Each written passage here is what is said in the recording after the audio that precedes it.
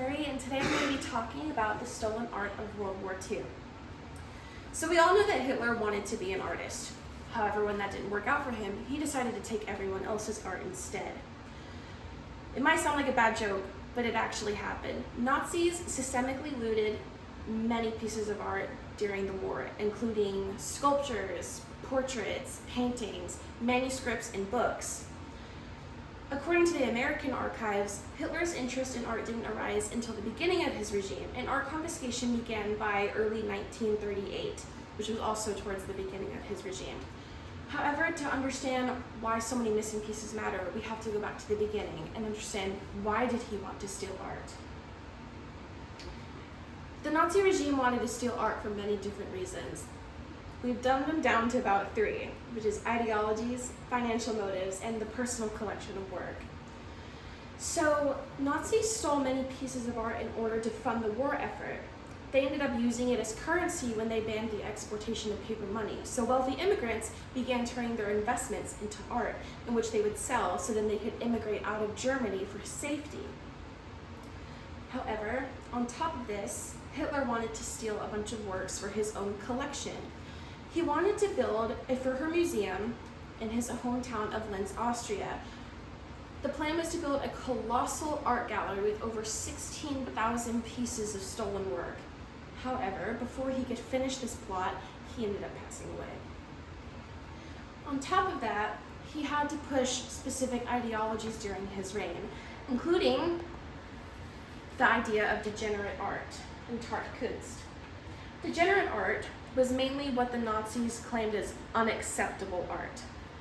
This consists of essentialism and cubism, expressism and cubism, which are both curated in order to portray very direct emotions and direct ideologies to the consumer.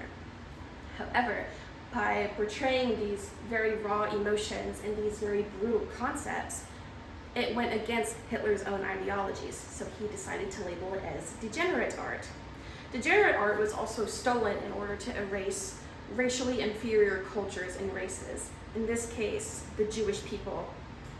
But not only did they take degenerate art, they also took racially pure art to glorify the Aryan race and further push the ideologies that blue eyes and blonde hair is the most superior race, and that the Jews were below them. Obviously this isn't true, but when you take art from a specific group of people, those people start to believe.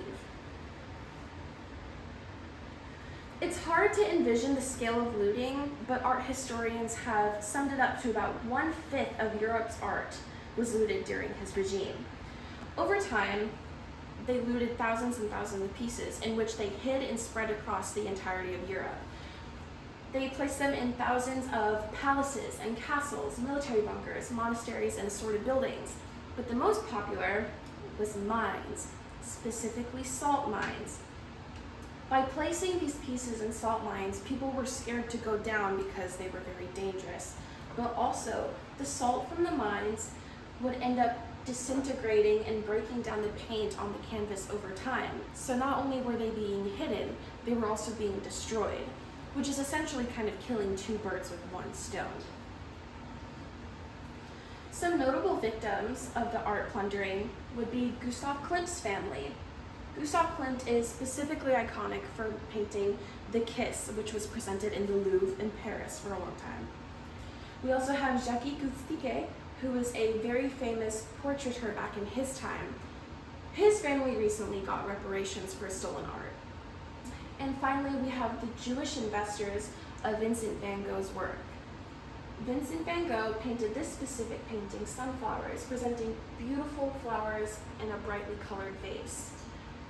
Hitler wanted this for himself, so he ended up plundering that as well, and plenty of other of Van Gogh's works.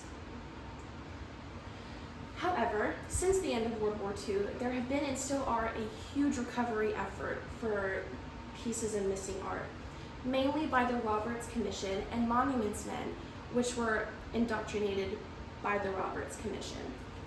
The Monuments Men were mainly young professors, museum curators, artists, art historians, who looked for these art pieces in order to restore them and push them back out to the public today.